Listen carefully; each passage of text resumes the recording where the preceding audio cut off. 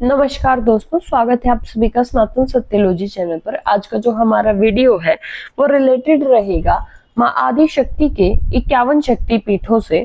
सबसे पहले बात करते हैं कि आखिर 51 शक्ति पीठ की कथा है क्या। माँ के हर शक्ति पीठ का अपना एक महत्व है क्योंकि यह माँ के शरीर के अंग है। क्या आप जानते हैं कि इन शक्ति पीठों के पीछे की क्या कथा है और इनसे माँ के स्वरूपों का क्या जुड़ाव है। वैसे तो माँ दुर्गा के 9 स्वरूपों के बारे में हर कोई जानता है और नवरात्रि में माँ के इन्हीं रूपों की आराधना की जाती है।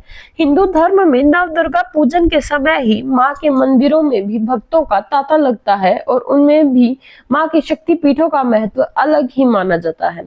पवित्र शक्तिपीठ पूरे भारत के अलग अलग स्थानों पर स्थापित हैं। देवी पुराण में 51 शक्तिपीठों का वर्णन मिलता है तो देवी भागवत में 108 शक्तिपीठों का वर्णन मिलता है। देवी गीता में 72 शक्तिपीठों का वर्णन मिलता है। वहीं तंत्र चूड़ामणि में 52 शक्तिपीठ बताए गए हैं। देवी पुराण के मुताबिक 51 शक्तिपीठ में से कुछ विदेश में भी स्थापित हैं। भारत में 42 शक्तिपीठ माने गए हैं। पाकिस्तान में 1 शक्तिपीठ माना जाता है। बांग्लादेश में 4 शक्तिपीठ माँ के माने जाते हैं। श्रीलंका और तिब्बत में एक शक्तिपीठ माने जाते हैं। वहीं नेपाल में माँ आदिशक्ति के 2 शक्तिपीठ माने जाते हैं। इनके पीछे की पौराणिक कथा कुछ इस प्रकार है।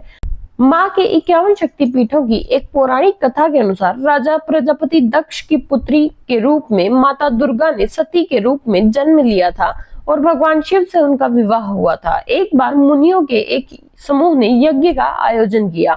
यज्ञ में सभी देवताओं को बुलाया गया था। जब राजा दक्ष आए तो सभी लोग खड़े हो गए, लेकिन भगवान शिव खड़े नहीं हुए।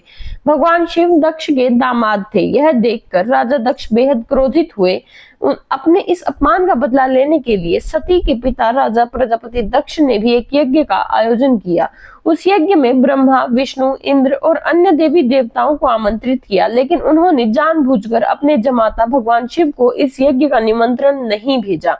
भगवान शिव इस यज्ञ में शामिल नहीं हुए और जब नारद जी ने सती से यह कहा कि उनके पिता के यहाँ यज्ञ हो रहा है लेकिन उन्हें आमंत्रित नहीं किया गया है, तो यह जानकर वे क्रोधित हो उठी। नारद ने उन्हें सलाह दी कि पिता के यहाँ जाने के लिए बुलावे की जरूरत नहीं होती है। जब सती अपने पिता के घर जाने लगी तब भगवान शिव ने उन्हें समझाया, लेकिन वे नहीं मानी, तो प्रभु ने स्वयं जाने से इनकार कर दिया। शंकर जी के रोकने पर भी जिद कर सती यज्ञ में शामिल होने चली गई। यज्ञ स्थल पर सती ने अपने पिता दक्ष से शंकर जी को आमंत्रित न करने का कारण पूछा और पिता से उग्र विरोध प्रकट किया। इस पर दक्ष भगवान शंकर के बारे में सती के सामने ही अपमानजनक बातें करने लगे। इस अपमान से पीड़ित सती ने यज्ञ कुंड में कूदकर अपनी प्राण आहुति दे दी। भगवान शंकर को जब यह पता चला तो क्रोध से उनका तीसरा नेत्र खुल गया। ब्रह्मांड में प्रलय व हाहाकार मच गया। शिव जी के आदेश पर वीरभद्र ने दक्ष का सिर काट दिया और अन्य देवी देवताओं को शिव निंदा सुनने की भी सजा दी। भगवान शंकर ने यज्ञ कुंड से सती के पार्थिव शरीर को निकाल कंधे पर उठा लिया और दुखी होकर सारे भूमंडल में घूमने लगे। भगवती सती ने शिव जी को दर्शन दिए और कहा कि जिस जिस स्थान पर उनके शरीर के अंग अलग होकर गिरेंगे वहां महाशक्ति पीठ का उदय होगा। सती का शव लेकर शिव पृथ्वी पर घूमते हुए तांडव भी करने लगे, जिससे पृथ्वी पर प्रलय की स्थिति उत्पन्न होने लगी।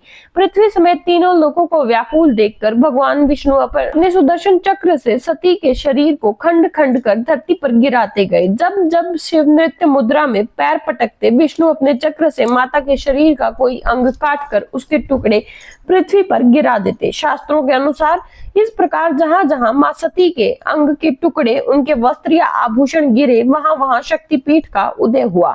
इस तरह कुल 51 स्थानों में माता के शक्तिपीठों का निर्माण हुआ।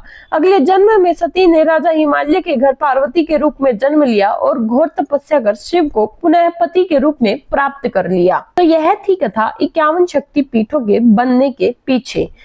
उम्मीद है आपको हमारी यह जानकारी पसंद आई होगी। कृपया हमारे चैनल को लाइक व सब्सक्राइब करना न भूलें। हर हर महादेव।